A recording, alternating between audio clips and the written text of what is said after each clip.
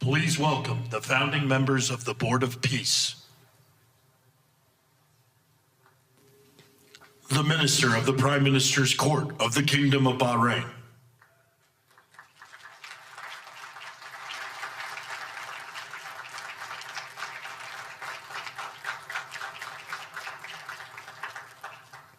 The Minister of Foreign Affairs of the Kingdom of Morocco.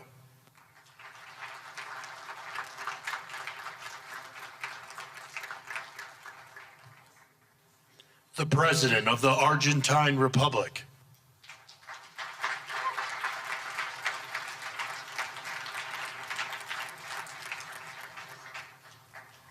The Prime Minister of Armenia.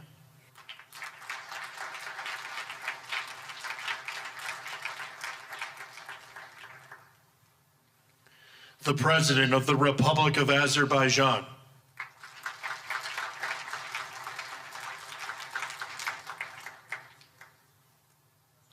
The Prime Minister of the Republic of Bulgaria.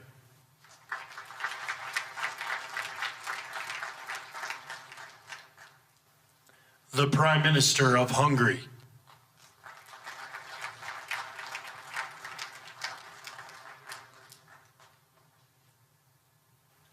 The President of the Republic of Indonesia.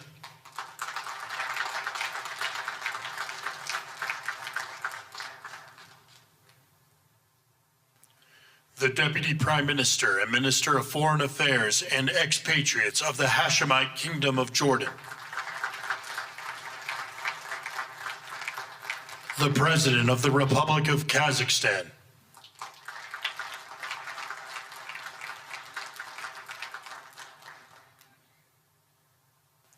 The President of the Republic of Kosovo.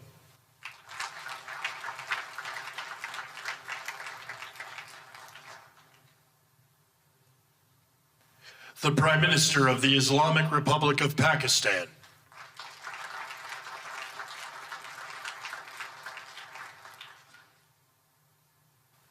The President of the Republic of Paraguay.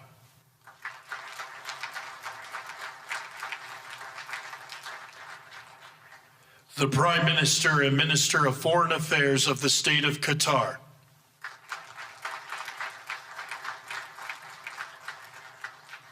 The Minister of Foreign Affairs of the Kingdom of Saudi Arabia.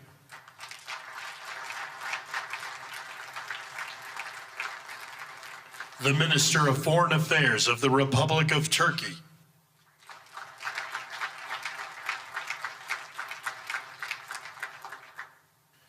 The Special Envoy to the United States for the United Arab Emirates.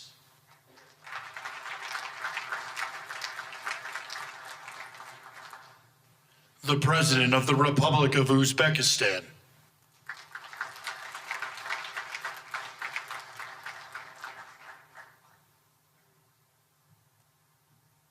The Prime Minister of Mongolia.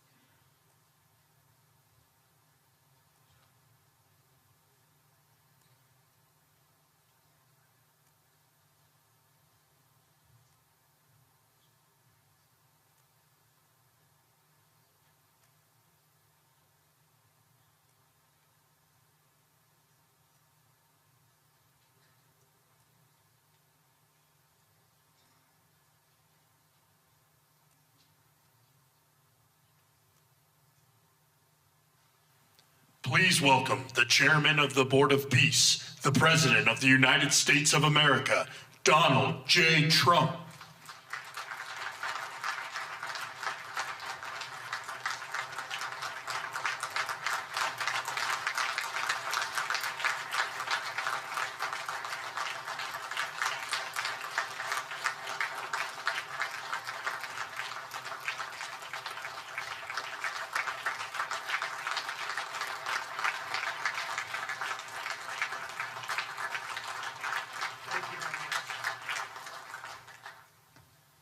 Well, this is a very exciting day.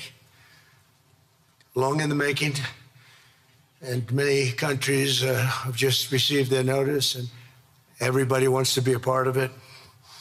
And we'll work with many others, including the United Nations. But I want to thank you all for being here. Yesterday, we had an incredibly successful visit with many of the world's top business leaders, the best, the biggest, most successful, and foreign heads of state. And now we have one of the most important meetings of all, the official formation of what is known as the Board of Peace. I want to thank the Secretary of State, Marco Rubio, Special Envoy Steve Witkoff, and Jared Kushner, and their extraordinary work. I mean, they've done an amazing job. We have peace in the Middle East. Nobody thought that was possible. We've settled 8 wars, and I believe another one's coming pretty soon. You know what that is? The one that I thought was going to be an easy one has turned out to be probably the most difficult. Last month, 29,000 people died, mostly soldiers, in Ukraine, Russia.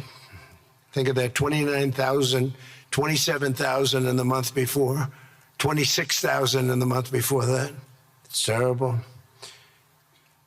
But we have meetings and we think we're making a lot of progress. Thanks as well to Secretary Scott Bessent, Howard Lutnick, and Chris Wright, U.S. Trade Representative, Jamieson Greer. They're all doing such an incredible job. Ambassador Callista Gingrich, who is here and doing a fantastic, really fantastic work. Thank you, Callista. And many other members of my administration who are so committed to peace, and they're also committed to great success. Very importantly, let me recognize the very first group of distinguished members of the Board of Peace. They will be introduced by name in just a moment.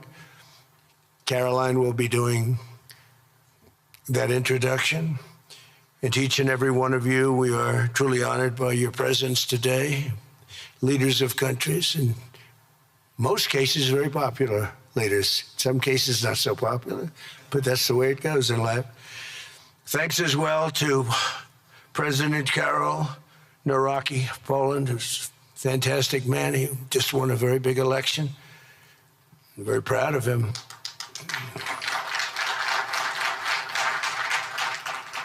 Amazing. Along with former Prime Minister of the United Kingdom, Tony Blair. Thank you, Tony, for being here. We appreciate it. And members of the Board of Peace Executive Board, great group. This week marks the 1-year anniversary of my second inauguration as president. No administration in history has achieved such a sweeping turnaround in 12 months' time at home and abroad. We have a tremendous mandate. We won the popular vote by millions. We won every swing state to 7. They were saying, can you win all 7? Is it possible? Because it's not done. And we won all 7. We have a great mandate back at home. As I said yesterday, the U.S. economy is booming with virtually no inflation. It was 1.2% for the last 3 months. And we inherited the worst inflation in the history of our country. And we have economic growth now of 5.4%, it looks like. And I think that number can double and triple if we do the right things and if we change thinking so that if you announce good numbers, the markets go up instead of if you announce good numbers, the market goes down because everybody tries to kill it by lowering or raising interest rates depending on the situation. When America booms, the entire world booms. And we have secured commitments for over $18 trillion in new investment coming into our country, which is a record by many times over, not just by a little bit, by many times. There's no country ever in history that's gotten anywhere near that number. Slashed our trade deficit by 77%. This is in 1 year. Yesterday was 1 year. And signed historic trade deals with nations from all over the globe.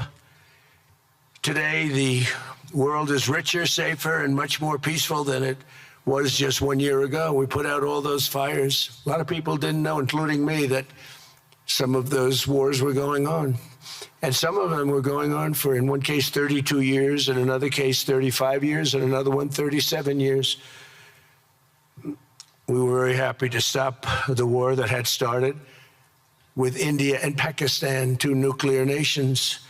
And I was very honored when the Prime Minister of Pakistan said President Trump saved 10 and maybe 20 million lives by getting that stopped just before bad things were going to happen. As president, I ended those 8 wars in 9 months, including Cambodia and Thailand. And by the way, many of the leaders are here. Kosovo and Serbia, the Democratic Republic of the Congo and Rwanda, Pakistan and India, Israel and Iran, Egypt and Ethiopia. We're working on that right now. I met yesterday with a very good general and a very good leader of Egypt. We're working on a dam that was built which precludes the Nile River from getting water. It's a little tough situation, but we'll get that settled. I really had it just about settled in my first term, and then we had a rigged election. Took me out of commission for a little while, but here I am back. We'll get it settled. But it's a pretty tough situation. A dam was built and the water doesn't come down to the Nile. When I think of Egypt, I think of the Nile, but I think of the Nile with water in it. Armenia and Azerbaijan, who, I mean, a lot of these leaders have become my friends. They become my friends. They're here. And of course, the war in Gaza, which is really coming to an end. We have little fires that we'll put out, but they're little. They were giant, massive fires, and now they're down to little fires, so we can put them out very easily. We have 59 countries that are involved in peace in the Middle East. Many of them not in the Middle East. They're near the Middle East, but they're not in the Middle East. And many have said that if Hamas doesn't do what they promised they would do, and I think they probably will, but they were born with rifles in their hands. They were literally born. The first day they had a rifle put into their hands, but they have to give up their weapons. And if they don't do that, it's going to be the end of them. But many countries have told me we want to go in and do it. And they really aren't countries that you traditionally think of as being involved in that. But that's the fire. Hezbollah in Lebanon, we have to do something about that. But these are, I call them remnants. They're small remnants compared to what it was before. It was massive, large, powerful countries fighting each other. In another great victory for the ultimate goal of peace in June, we obliterated Iran's nuclear enrichment capacity with Operation, we call it Operation Midnight Hammer. And it was midnight, it was dark, no moon, and every single one of those bombs from the B-2 bombers hit the air shafts and went deep into the earth and totally obliterated everything that they were doing. They were 2 months away from having a nuclear weapon. Can't let that happen. And Iran does want to talk, and we'll talk. We've also hit ISIS in Syria, and very strongly, as you know. In my first administration, I took out al-Baghdadi, the founder of ISIS, and he was trying to start it up again because due to the tremendous talent of General Raisin Kane, as I call him, he wiped out ISIS in a period of 3 weeks in my first term. You know, we had a great first term, but the second term is, I think, blowing it away, actually. But we took out ISIS, and we had, it was gone, but during the Biden administration, it formed again a little bit. We hit it very hard in Syria. And Syria, by the way, I spoke with the president, is making a lot of progress, tremendous progress, actually. We're very happy about that. We took off all sanctions, which gives them a chance to breathe. And he is working very, very hard, and I think he's going to put it all together. So many things are happening, many good things. Threats to Europe and America, the Middle East, and other places are really calming down. It's a lot different than it was just 1 year ago. Just 1 year ago, the world was actually on fire. A lot of people didn't know it. And in Nigeria, we're annihilating terrorists who are killing Christians. We've hit them very hard. They've killed thousands and thousands of Christians. What's that all about? Much of this unprecedented success is possible because I rebuilt our military in my first term, and now we're making it even stronger. We have a budget of over $1 trillion this year, and next year we're going to $1.5 trillion. Our country's never done better economically. We're taking in numbers that we've never taken in, not only the fact that the investment is at 18 trillion plus, but our jobs numbers, everything is, I think, maybe better than ever before. I think you're going to see a lot of you are investing in our country. I think you're going to be extremely happy with your investments. I think you'll see numbers like you haven't seen before. I also secured commitments from virtually all NATO allies to increase their defense spending to 5% of GDP. Everybody but Spain. I don't know what's happening with Spain. Why would they not do that? They want a free ride, I guess, huh? Every country but Spain increased to 5%. I don't know why. We're going to have to talk to Spain. With America's renewed attention to security of the Western Hemisphere, I've stopped the invasion on our southern border and designated the drug cartels as foreign terrorist organizations. And you probably saw that we've virtually stopped almost 100% all drugs coming in by water. And now we're going to stop them on land. The land is easy. The water is tough. But that's down now. I heard it just last night. It was 97. Now it's 98.1%. And we're trying to figure out who are the 2% that are willing to get into those boats. I don't think they watch television or the news. But we've taken out almost 100% of all of the drugs coming into the United States by water. And now we'll, I think, very easily stop them on land. That's the easy part. We wanted to wait till the other was taken care of. And earlier this month, thanks to the unrivaled skill, power, and might of the U.S. military, we have the most powerful military in the world by far. We captured the outlaw dictator, Nicolas Maduro, and the people of Venezuela are very happy about it. And we're having great relationships with the new leaders of Venezuela. The relationships have been good.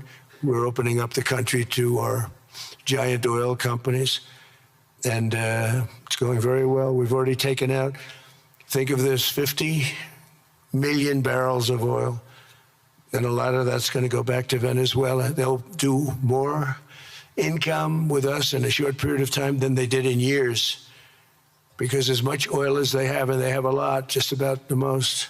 After us, there's a couple of countries that are in that category, but we have the most, actually, and they're second between Venezuela and us. We have 62% of the world's oil, but they have very little production, so they'll have a lot of production. All the oil companies, we had meetings, you probably saw, all the oil companies want to go in. They want to go in immediately. They're already touring the sites.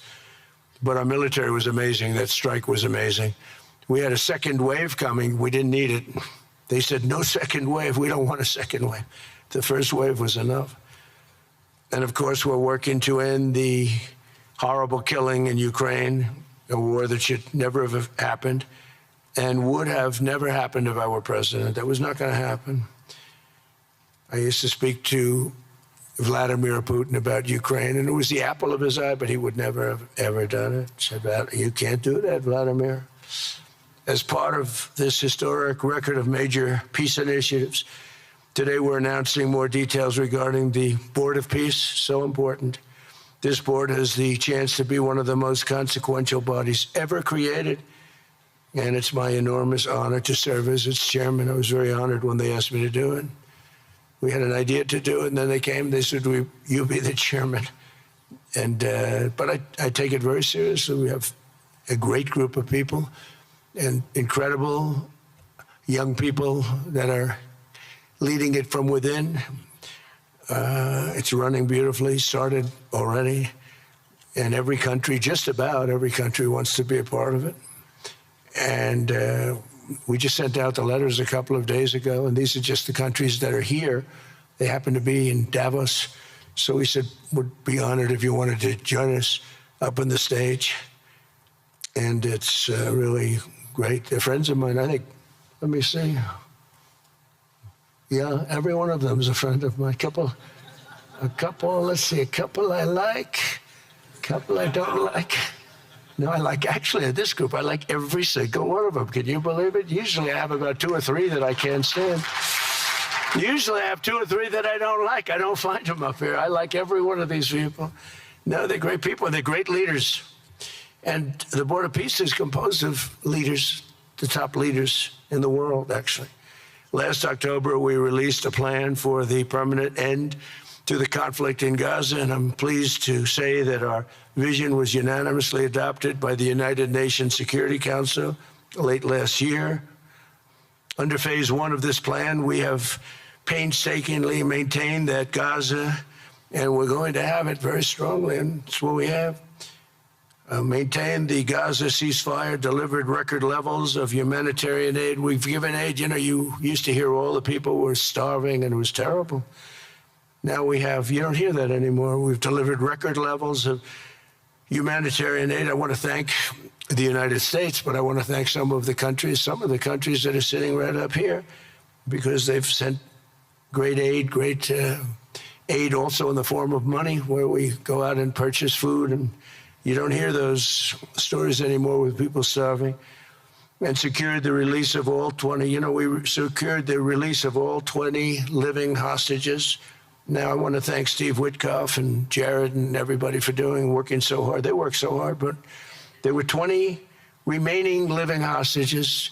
Now, we got hundreds out, but the last 20, I said, boy, that's going to be a tough one. And I said that a year before, and it was a tough one, but we got them. Got all 20, every one of them.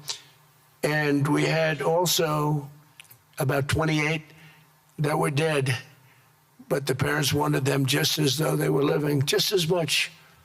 Some cases, it almost seemed more. It was amazing, actually, the love. But their boy had been killed. In just about all cases, young men.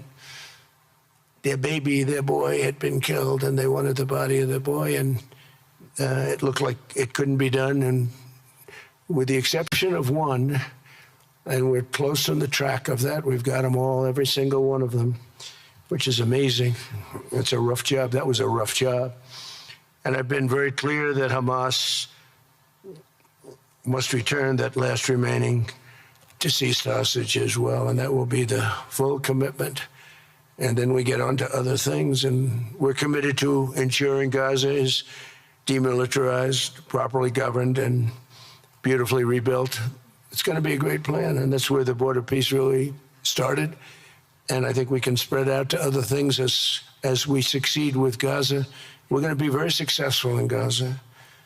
It's going to be a great thing to watch, and we can do other things. We can do numerous other things. Once this board is completely formed, we can do pretty much whatever we want to do, and we'll do it in conjunction with the United Nations. You know, I've always said the United Nations has got tremendous potential, has not used it, but there's tremendous potential in the United Nations, and you have some great people at the United Nations, but so far it hasn't. You know, on the 8 wars that I ended, I never spoke to the United Nations about any of them. And you would think that I should have. You would think they could have done those 8 wars, but they couldn't have. And they tried, I guess, in some of them, but they didn't try hard enough. But there's tremendous potential with the United Nations. And I think the combination of the Board of Peace with the kind of people we have here, coupled with the United Nations, can be, you know, something very, very unique for the world. It's for the world. This isn't United States. This is for the world. As everyone can see today, the first steps toward a brighter day for the Middle East and a much safer future for the world are unfolding right before your very eyes. Together, we are in a position to have an incredible chance. I don't even call it a chance. I think it's going to happen. To end decades of suffering, stop generations of hatred and bloodshed, and forge a beautiful, everlasting, and glorious peace for that region and for the whole region of the world, because I'm calling the world a region. The world is a region. We're going to have peace in the world. And boy, would that be a great legacy for all of us. Everybody in this room is a star, or you wouldn't be here.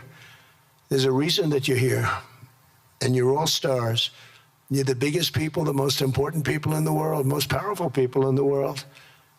And when you use that genius that you have, that very unusual, very inspired genius, when you use that for peace, the opposite of peace has no chance. So I just want to say it's tremendous to be with you, and I think this is something that we're doing that's very important. This is the most important. I was so looking forward to being here, and yesterday was a tremendous success. A lot of good things happened, but this was something that I really wanted to be here and do, and I could think of no better place because so many people were together. And now to bring the Board of Peace into full force, I ask Sheikh Isa of Bahrain and Foreign Minister Barita of Morocco to join me in signing and ratifying the Board of Peace Charter. Thank you very much, everybody. Appreciate it. Thank you. Thank you.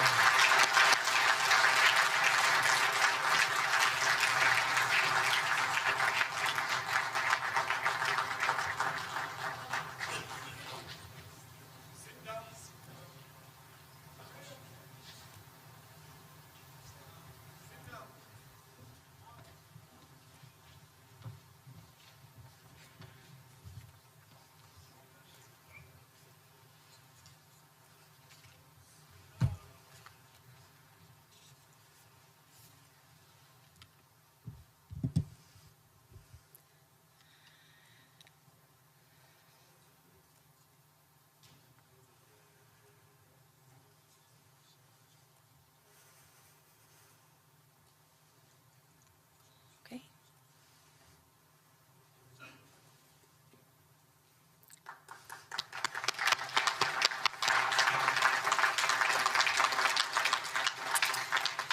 Congratulations, President Trump. The charter is now in full force, and the Board of Peace is now an official international organization.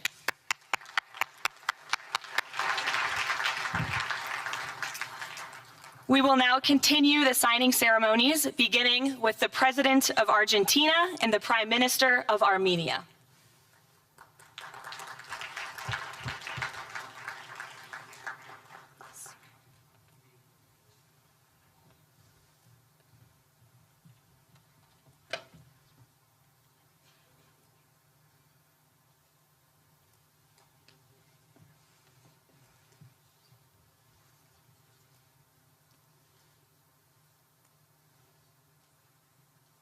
Great.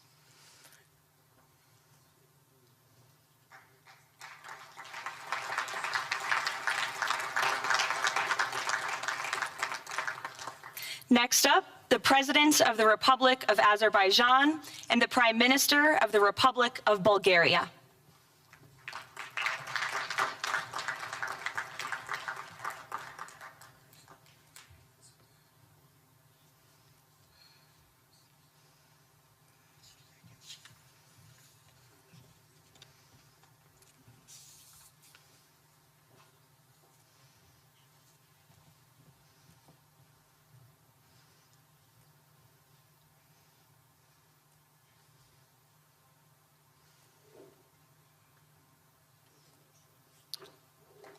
Thank you. Next, the Prime Minister of Hungary and the President of the Republic of Indonesia.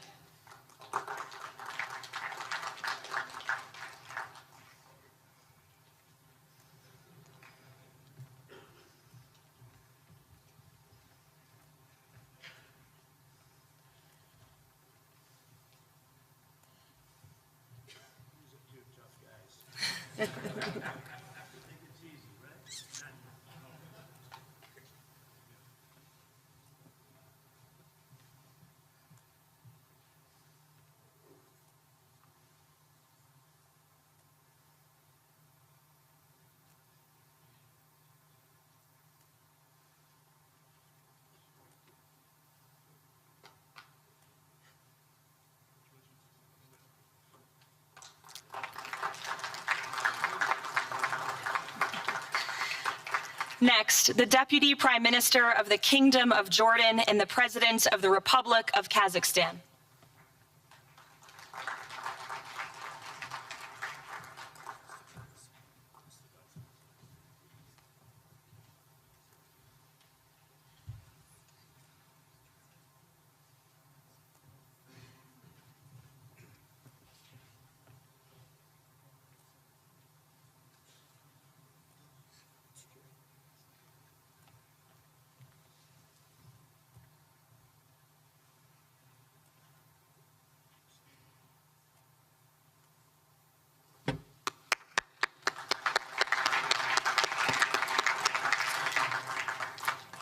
Next, the President of the Republic of Kosovo and the Prime Minister of the Islamic Republic of Pakistan.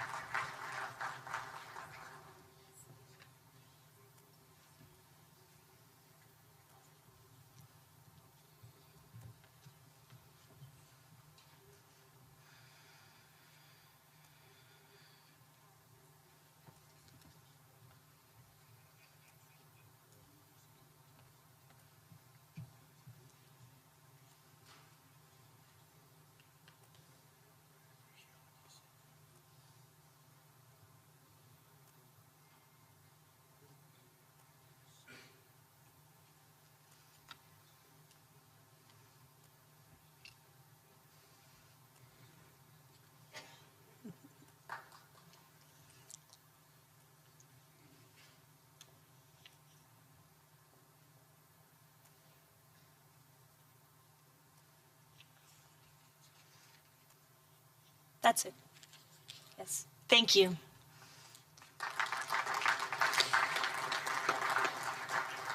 Next, the President of the Republic of Paraguay and the Prime Minister of the State of Qatar.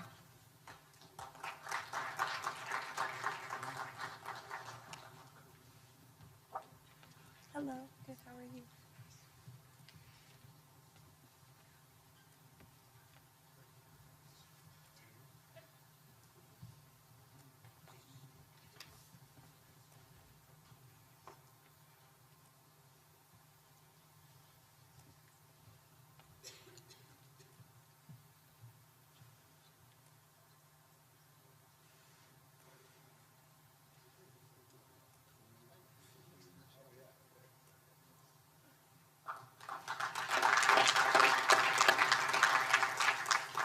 Next, the Minister of Foreign Affairs of the Kingdom of Saudi Arabia and the Minister of Foreign Affairs of the Republic of Turkey.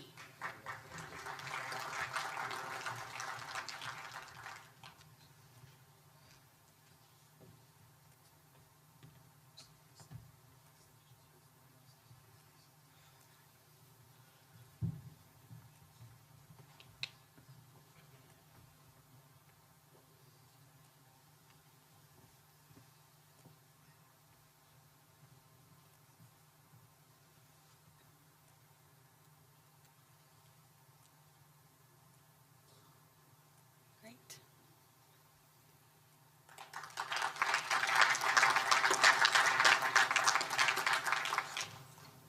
Next, the Chairman of the Executive Authority Affairs of the UAE and the President of the Republic of Uzbekistan.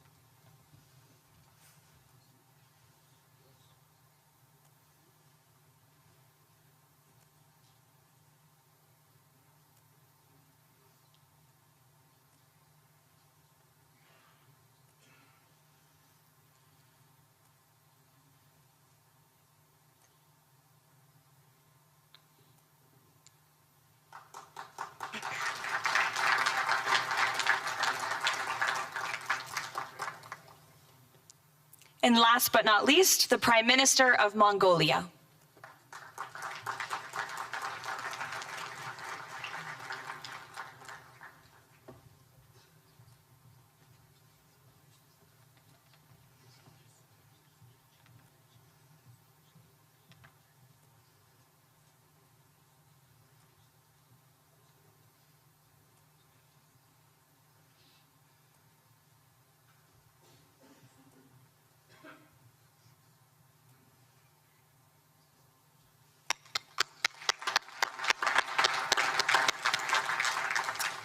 Congratulations, everyone. This concludes the signing ceremony. If President Trump and all of the Board of Peace members could please join the President around the table. The President is now going to sign the inaugural resolution that will resolve the Board of Peace's Gaza mandate per the United Nations Security Council Resolution 2803.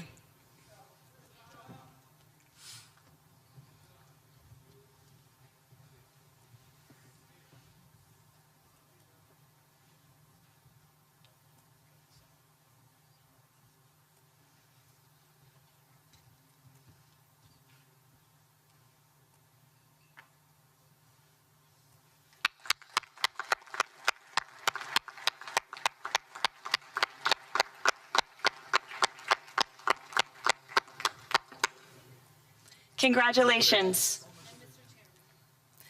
If President Trump and all Board of Peace members could please take their seats in the front.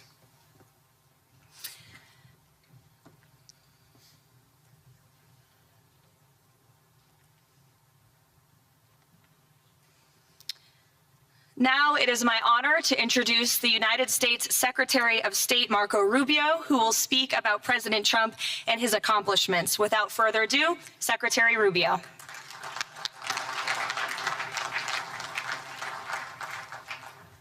Thank you very much. It's an honor to be here today. It's an honor to serve as the Secretary of State during a historic presidency.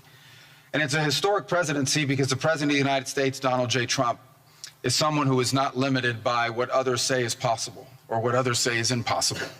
He's not limited by some of the things that have happened in the past, and he's willing to talk to or engage with anyone in the interest of peace, always putting the American people and our national security first, but understanding that in the world that we share with so many others, peace is paramount to all of us. We are here today because of President Trump's vision.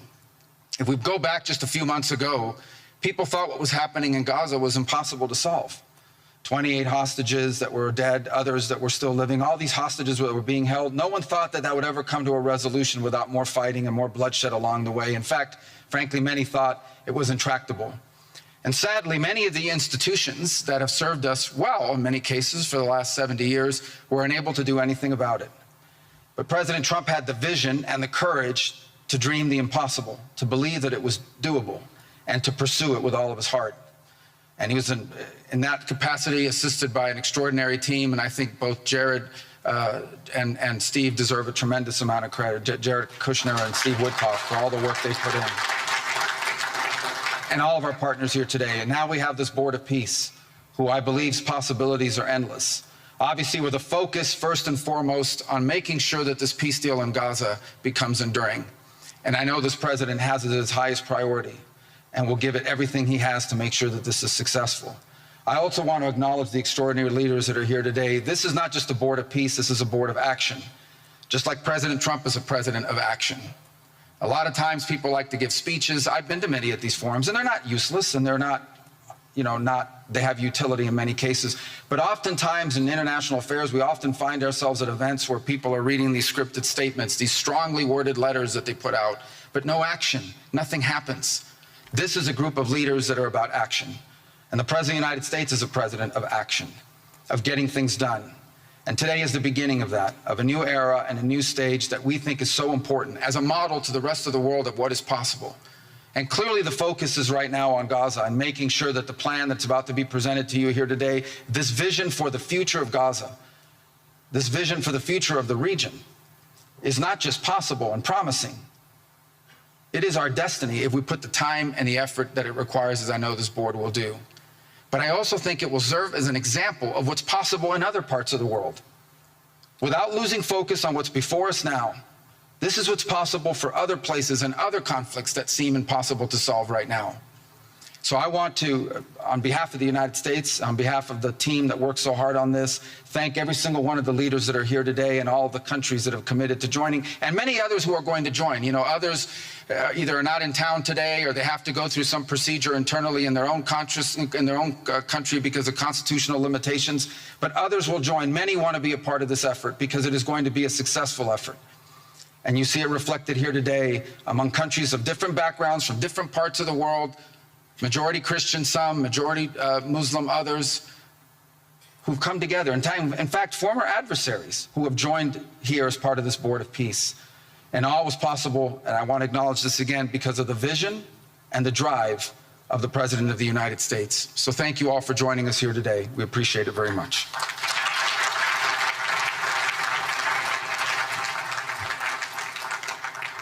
Thank you, Secretary Rubio.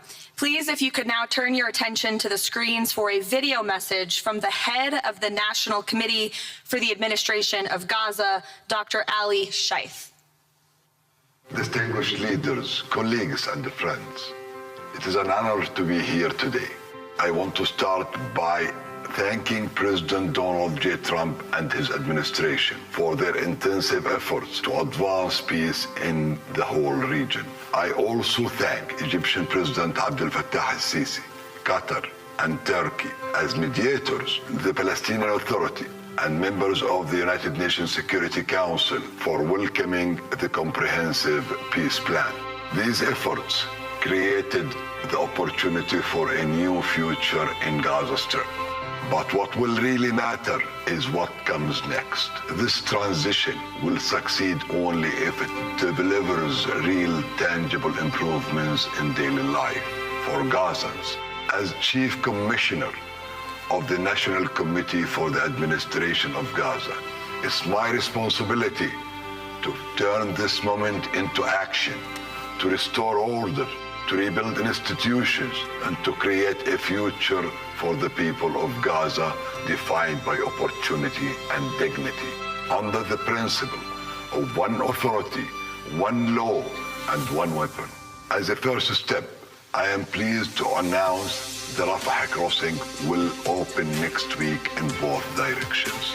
For Palestinians in Gaza, Rafah is more than a gate. It is a lifeline and symbol of opportunity. Opening Rafah signals that Gaza is no longer closed to the future and to the war. I want to be clear, there is much more work ahead, and none of it is easy. The road forward will involve difficult decisions and setbacks, but this is a real step, and it marks a new direction. Now, I would like to address the people of Gaza. من أرض الكنانة أتوجه الآن بكلمتي إلى أبناء شعبنا الصامد الصابر في قطاع غزة. لقد صمدتم وحافظتم على أسركم وأرضكم خلال سنوات عصيبة هجاء صبرت أعماقكم وكل الحدود. إن صمودكم الأسطوري له أعظم ما قدمت. Your legendary steadfastness is the foundation upon which we will build our future together. This moment is not for looking back, but for moving forward toward a prosperous and bright future. A future where our children grow up without fear or anxiety, where work is rewarded, schools are opened, and daily life regains its stability and security. The coming stage requires the concerted efforts of everyone. But you will not face it alone.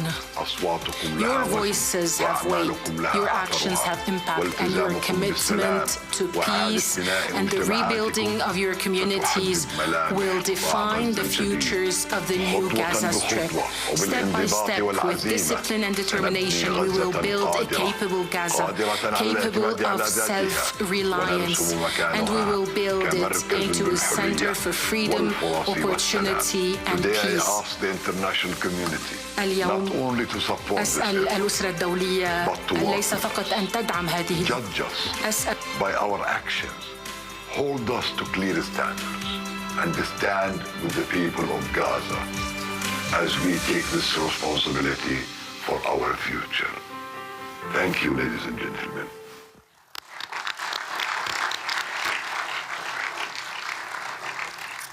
I now would like to welcome to the podium U.S. Special Envoy Steve Witkoff and Jared Kushner.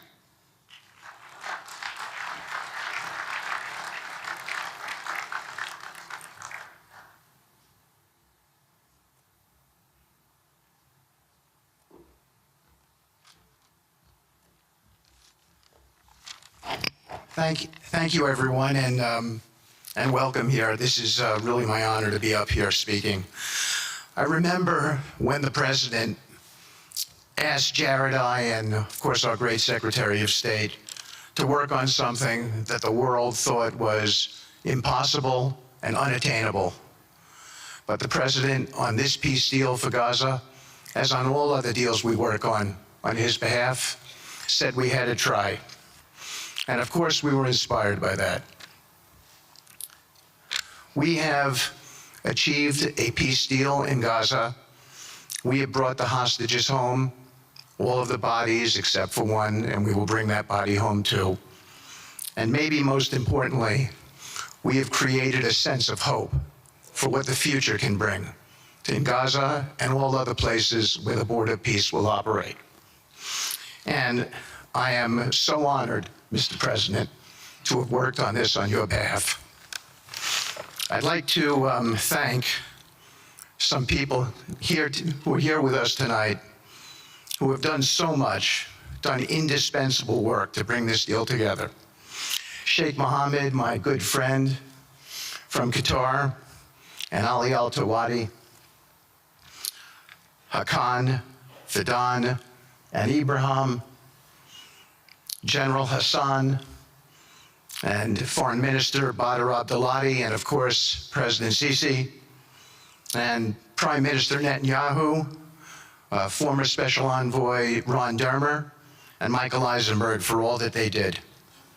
I would also like to thank our core working group and members of the Board of Peace who have been working nonstop on behalf of this incredible, noble effort, around the clock for months on end, sacrificing time with their families and their own personal lives because they believe in the mission and the vision that the President has set out for us. I'd also like to thank, those people include Tony Blair, Yakir Gabay, Josh Grunbaum, Aryeh Lightstone, Laurent Tankman, Admiral Cooper, General Frank, and I probably have forgotten some along the way. And then perhaps most importantly, I want to thank our administration. We have an incredible team. It's amazing to work for this administration. I think you see the results that we get on behalf of the President because he inspires us so much. So I'd like to thank the Vice President of the United States, J.D. Vance, for all of his help and guidance, our Treasury Secretary, of course, the Secretary of State, who we work hand in glove with, and a special thanks to our Chief of Staff, Susie Wiles, who is always available to us for consultation, for steering, and for all else that she does. Thank you.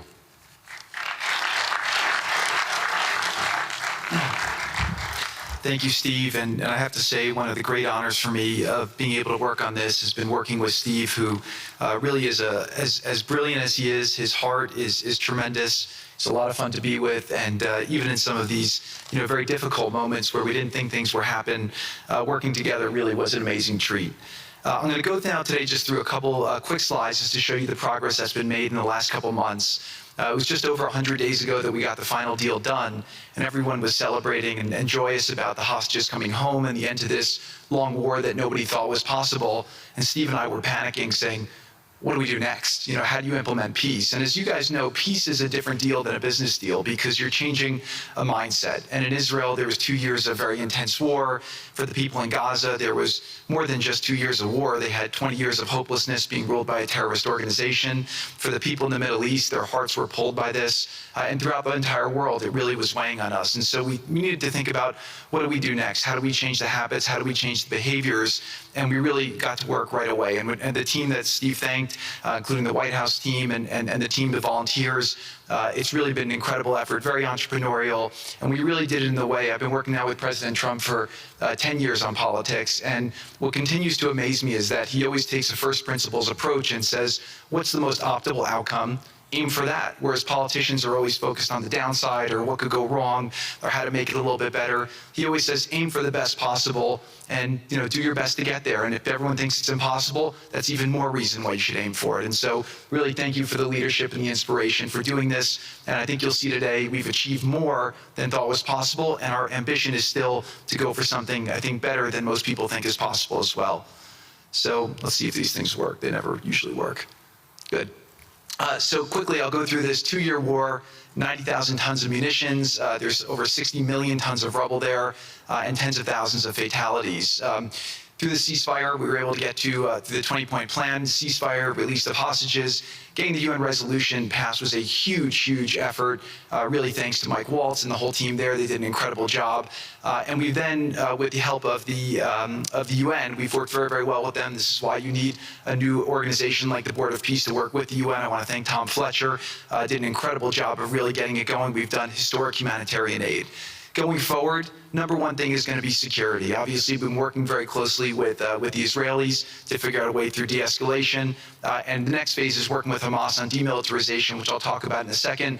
But without security, nobody's going to make investments. Nobody's going to come, build there. We need investments in order to start giving jobs. We want to take these people. 85% of the aid of Gaza, 85% of the GDP of Gaza has been aid for a long time. That's not sustainable. It doesn't give these people dignity. It doesn't give them hope.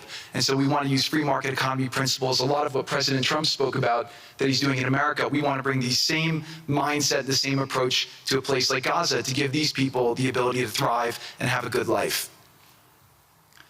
Let's see. So on the aid, I mentioned the UN. So now people are talking about famine. 100% of the food needs are met, and that's been overabundance. The cost of goods have gone down tremendously. Over 55,000 trucks have gone in, and over 1.4 million pallets. So it's been the largest humanitarian effort done into a war zone that anyone's been able to tell us about. This really has been a great joint effort that everyone's been able to do, and so it's a great thing. We all just heard from Ali. We have been so impressed. Steve and I were speaking to him and the entire committee. Such bravery of these people to step up. And we've worked with the Palestinian Authority, who's been helping us as well. But this committee is the first time it's a technocratic, apolitical committee. I really want to thank the Arab partners for helping us select the right people to do this. And we just need to believe in them and support them. I put this up here. It's probably a little too small for me to read, but this is really important if you saw the mission statement. So Hamas's mission statement was, we need to destroy the state of Israel. That has not worked well for the people, as we've seen. Their mission statement is, we are committed to establishing security, restoring the essential services that form the bedrock of human dignity, such electricity, water, healthcare, and education, as well as cultivating a society rooted in peace, democracy, and justice, operating with the highest standards of integrity, transparency. So these are the basic things. Their goal is to have peace and to help their people, which is an obvious mission statement for a government, but actually fairly novel for Gaza.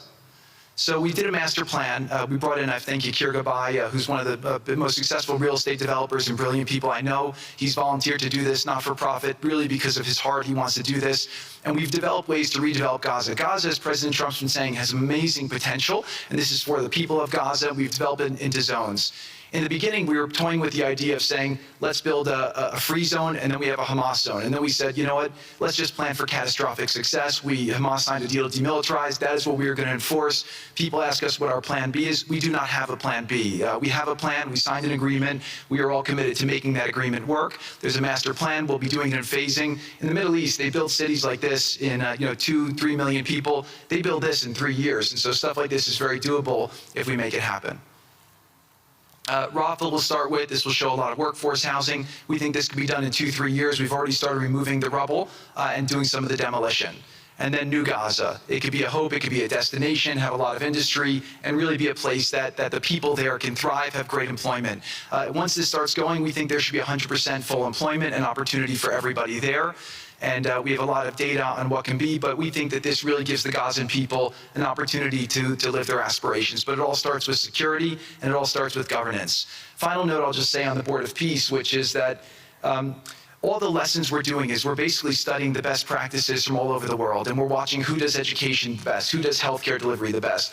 All of these things it's not secret IP. All this is IP that the Board of Peace is going to make public, and we want to encourage all the countries to be able to follow these best practices. A lot of the things that President Trump is doing in America, if they're working, we should all be copying them. If we find what's working in other countries, we should be copying them too. And so what the Board of Peace will have the ability to do, if we're successful with Gaza, is really show how do you do peace implementation, which is something that when we got this deal done, we didn't really find too much expertise or know-how on how to do it. So as we're creating this system, hopefully it's something that we can just document these learnings and make them available to all else who want to use them in the future.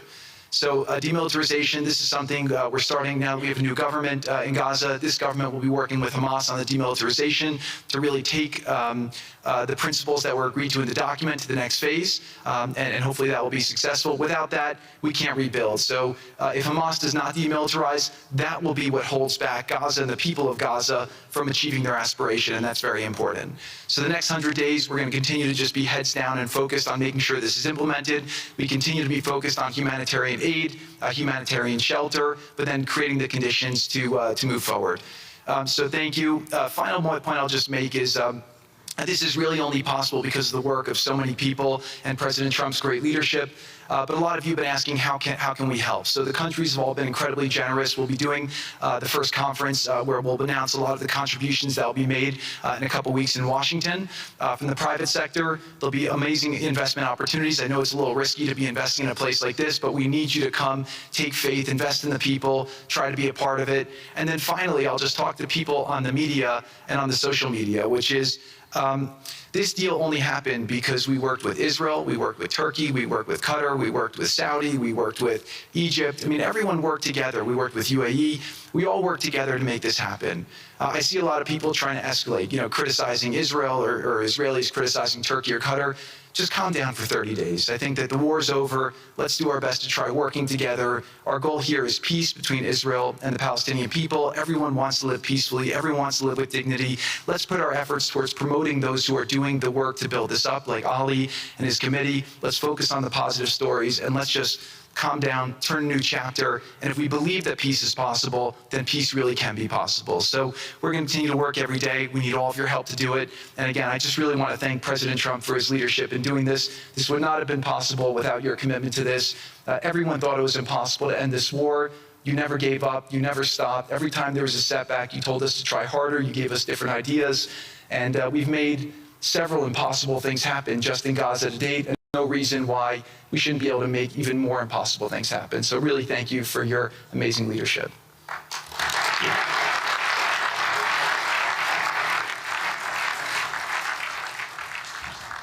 Thank you, Jared and Steve. Now I would like to introduce and welcome to the podium the High Representative for Gaza, Nikolay Mladenov.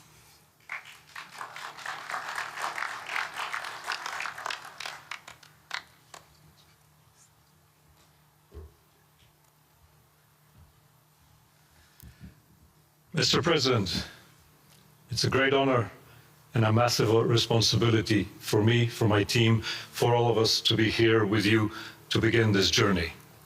Who would have thought 2 years ago that we will be sitting here with this group of countries, with this leadership, giving the people of Gaza a new chance? Who would have thought that last Friday I would be sitting, Mr. President, in Cairo with an amazing group of Palestinian technocrats, people who you don't see on the news, people who are not media personalities, but who are experts, who are committed to giving their people a chance in life. And this is what this is all about. For too long, Gazans, Palestinians, and Israelis have lived with conflict, with death, with destruction. Now, the page turns. And whether that page turns successfully really depends on all of us. We have the ingredients for it. We have the leadership of the United States and President Trump. We have a great group of countries joining the Board of Peace and more to come. We have a fantastic Palestinian team on the ground, and we must make it work. Our partnerships are there, our plans are in place, and we need your support. And finally, I look to all of you who are in this room and who are watching this meeting from their screens at home or in their offices. Please put away your talking points for a minute. Please put away your fears. Please put away your concerns. Please stop listening to the rumors and to the gossip. Focus on what we have to do today, because the future of 2 million Palestinians is at stake, and if we give them a chance, we will do more than that. We will create opportunities for 1 billion people who live in the Middle East and beyond, and who are responsible, also who want to see transformation and a chance in life for the future. So please join us on this journey, join the Board of Peace, and join us in supporting this excellent initiative. And thank you again, President Trump and the United States, for taking this decisive leadership forward.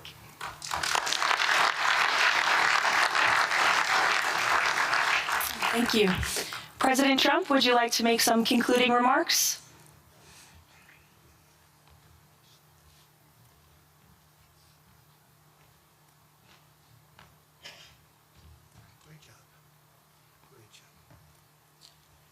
Well, I just want to tell you it's all happening. And one of the first things I said when we really got involved in this project, and it's a big one, but it's very doable, I said to Jared and Steve and some of the other folks, including Larry Fink, and congratulations on the great success. The two of you have done a fantastic job. This is bigger and better than ever.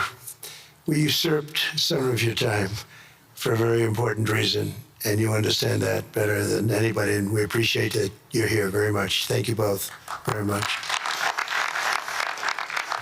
But I said that, this is a great location. It all begins, see, I'm a real estate person at heart, and it's all about location. And I said, look at this location on the sea. Look at this beautiful piece of property, what it could be for so many people. It'll be so great. People that are living so poorly are going to be living so well. But it all began with a location. That's the vision. They look out on the waters, and very few places are like it. So we put together a team that's outstanding, a team that's done it before, a team that I think has done tougher jobs, if you want to know the truth. We've done some tough jobs. And we continue to, as far as the United States is concerned, we're behind it. And the United States has never been stronger, never been bigger, better. It's doing really well. You see that, building thousands of businesses, plants, factories all over the United States are right now under construction. Nobody's ever seen anything like it. And this is just an honor to be involved with this and to be involved with the great people in this room and the great leaders that are sitting on stage. We thank you very much. And we have many others that have signed up, and they all want to be members of the Board of Peace because it really will be important. This is not going to be a waste of time. We waste so much time on things that never happen. This will happen, and it's already happening. Thank you very much, everybody. It's a great honor to be with you. Thank you. Thank you.